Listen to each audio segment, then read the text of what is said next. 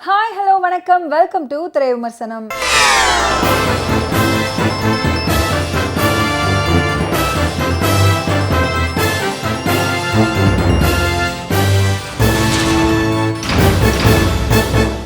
இன்னைக்கு திரை விமர்சனம் நிகழ்ச்சியில நாம பார்க்க போற திரைப்படம் டீன்ஸ்.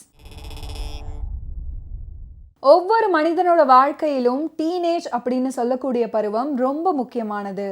குழந்தைகள்ல இருந்து பெரியவர்கள் ஆகும்போது இந்த பருவ மாற்றம் நிகழும்.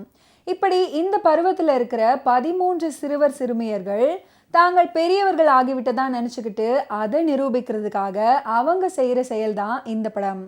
பயோஸ்கோப் ட்ரீம்ஸ் மற்றும் அகிரா புரொடக்ஷன் சார்பா கேல்வெல் வேல்நம்பி, டாக்டர் பாலசுவாமிநாதன், டாக்டர் பிஞ்சி ஸ்ரீனிவாசன், ரஞ்சித் தண்டபாணி மற்றும் ராதாகிருஷ்ண பார்த்திபன் இவங்கெல்லாம் ப்ரொடியூஸ் பண்ணியிருக்கிற இந்த படத்தில் Radhakrishnan Parthiban, Yogi Babu, Kiruthika Balasubramanian, Vishrutha, D Amrutha, Frankinston, Ashmitha, D John Bosco, Silvenston, Prashitha, Deepeshwaran, Udaipriyan, KS Deepan, Roshan, LA Rishirathnavel, Ashmitha Mahadevan இவங்கெல்லாம் இந்த படத்தில் நடிச்சிருக்காங்க.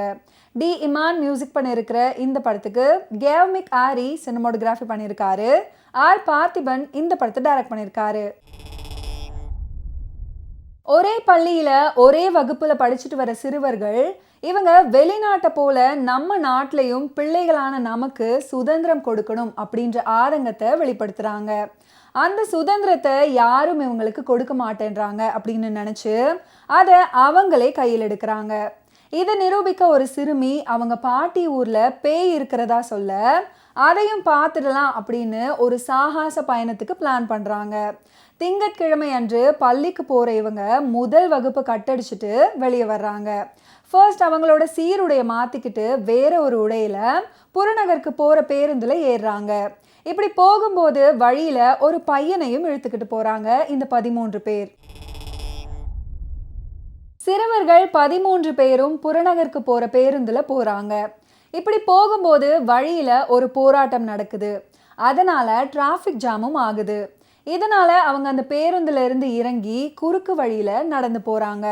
அதை தொடர்ந்து அவங்க ஒரு காட்டு வழியில அவங்களோட பயணத்தை தொடர்றாங்க.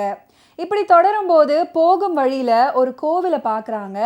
அந்த இடத்துல மண்டையோடு எலும்பு துண்டுகள்லாம் இருக்குது.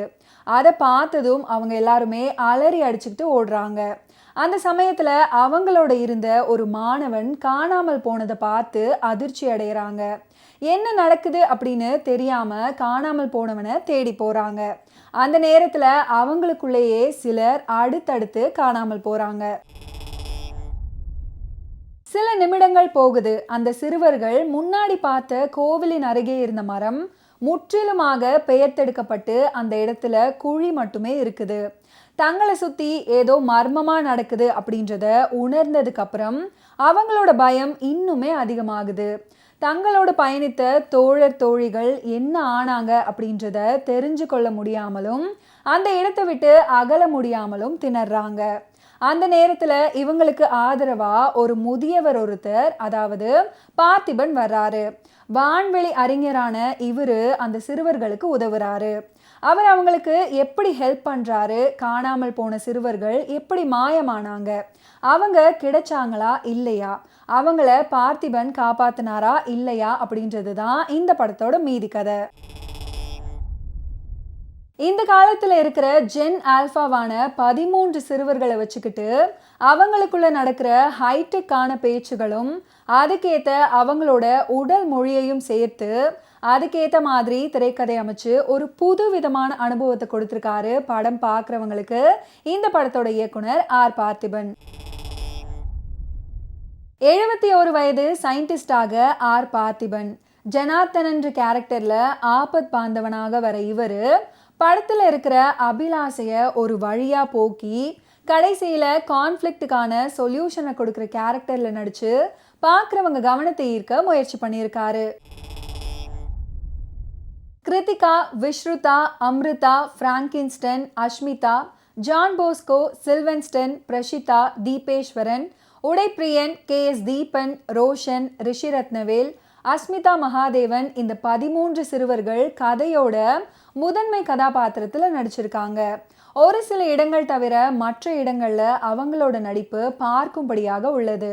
குறிப்பா சொல்லணும்னா வசன உச்சரிப்புகளின் ஏற்ற இறக்கங்கள், உடல் மொழி, சிறுவர்களா இருந்தாலும் பெரியவங்களுக்கு சமமாக தங்களை ஒப்பிட்டு பேசுறது, அவங்களுடைய நடத்தைகள் இப்படி இருந்தாலும் தற்போதைய தொழில்நுட்ப உலகத்துல சிறுவர்களுடைய இந்த மாதிரியான செயல்கள் சாதாரணம் அப்படின்னு தோன்ற வைப்பது. யோகி பாபு ஒரு சில காட்சிகள்ல லேசான கிச்சு கிச்சு மூட்ட முயற்சி பண்ணியிருக்காரு.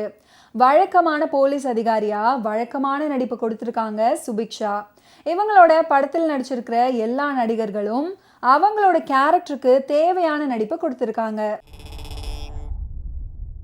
இசையமைப்பாளர் டி இமானின் பின்னணி இசை, சாங் கம்போசிங், படத்தின் இனிமை. சினிமாட்டோகிராஃபர் கேவ்மிக் ஆரி விஞ்ஞானம் சம்பந்தப்பட்ட காட்சிகளை சிறப்பாக காட்சிப்படுத்தியிருக்காரு. Editor R Sudharshan, stunt director stunt Silva, Mukesh உட்பட தொழில்நுட்ப கலைஞர்களோட பணி படத்தின் நிறைவு. இதுவரைக்கும் டீன்ஸ் படத்தோட திரை விமர்சனத்தை பார்த்த நாம இப்போ மாய புத்தகம் படத்தோட தியேட்டர் ரிவ்யூவை பார்க்கலாம். ரொம்ப நாள் கழிச்சு வந்த படம் நல்லா இருக்கும்னு நினச்சிட்டு வந்தோம். படம் அந்தளவுக்கு விறுவிறுப்பு இல்லை. நிறையா சீன்ஸ் பார்த்திங்கன்னா சந்திரமுகி படத்தை தான் ஞாபகப்படுத்துது. அப்பர்நிதி மட்டும் அவங்க ரோலை ரொம்ப பக்காவாக பண்ணியிருக்காங்க. மியூசிக் ஓரளவு சப்போர்ட் பண்ணியிருக்கு. ஸ்க்ரீன் பிளே செம்ம லேக்காக இருக்குது. ஒரு விறுவிறுப்பு இல்லாதனால படம் அவரேஜாக போகுது. சந்திரமுகி பாம்பு ஒன்று அடிக்கடி வந்துட்டு படத்தில் பாதி சீன் சந்திரமுகி ஞாபகப்படுத்துது. ஸோ சிஜி ஒர்க் சுமாராக இருக்குது. மியூசிக் இன்னும் பெருசாக பேக்ரவுண்ட் ஸ்கோர் பண்ணி ஒரு விறுவிறுப்பை எடுத்து கொண்டு வரவில்லை. இந்த படத்தில் கொஞ்சம் லேக்காக இருக்குது. மாய புத்தகமா நல்லா தாங்க இருக்குது. நல்லா இருக்கு. ரொம்ப யோசிச்சு சொல்கிற மாதிரி இருக்கேன். நல்லா தான் இருக்குது. வேறு என்ன சொல்கிறது? நல்லா தான் இருக்கேன். இது எந்த ஒரு ஸ்டோரி ஒன்று உங்களுக்கு பிடிச்சிருக்கு? ஸ்டோரி லைனா ஒரு புக்கை வச்சு மொத்த ஸ்டோரியும் இருக்குது. ஒரு புக்கை வச்சு மொத்த ஸ்டோரியுமே இருக்குது. சாங்ஸ் எல்லாம் நல்லா இருக்கா? ஓரளவுக்கு 2 பாட்டு தான் இருக்குது. அவ்வளோதான். மாய புத்தகம் படம் சின்ன பட்ஜெட்டு, ஸ்கிரிப்ட் வைஸ் நல்லா பண்ணியிருக்காங்க. அதே மாதிரி ஃபர்ஸ்ட் ஹாஃப் கொஞ்சம் காமெடியோட நல்லா போயிட்டுருக்கு. செகண்ட் ஹாஃப் ஃப்ளாஷ்பேக்கில் ஹிஸ்டாரிக்கலுக்காக சொல்கிறாங்க. அதெல்லாம் கொஞ்சம் நல்லா பண்ணியிருக்காங்க. என்னென்னா டைரக்டர் ஸ்கிரிப்ட் நம்பின அளவுக்கு பட்ஜெட் இல்லை இவங்ககிட்ட. பட்ஜெட் இருந்தால் ஒரு பெரிய பாகுபலியில் ஒரு விஷுவல் பார்த்துருப்போம் இல்லையா, அந்த மாதிரி விஷுவல் பண்ணியிருந்தாங்கன்னா அதுக்கு உண்டான செலவு பண்ணியிருந்தாங்கன்னா ஃபைட்டு, வார் சீக்வன்ஸ் எல்லாமே கூட நம்மளுக்கு பார்க்குற மாதிரி இருந்திருக்கும். இவங்களுக்கு பட்ஜெட் இல்லாததுனால நமக்கு தெரியுதுல சின்ன பட்ஜெட்டு, இவங்க ஏதோ ஒன்று ட்ரை பண்ணியிருக்காங்கண்ணே. அப்போ அதெல்லாம் மன்னிச்சு தான் நம்ம படம் பார்க்குறோம். ஸ்கிரிப்ட் வைஸ் இவங்க ஓரளவுக்கு நல்லா காம்பேக்டாக பண்ணதுனால படம் பார்க்கறதுக்கு திருப்தியாக இருக்குது. அதுதான் இப்போ அருந்ததி மாதிரி இவங்க பிளான் பண்ணியிருக்காங்க. பட் அருந்ததி வரல. அதே மாதிரி மகதீரா மாதிரி ட்ரை பண்ணியிருக்காங்க. இல்லையா, அதுதான் சொல்கிறேன் பாருங்கள்.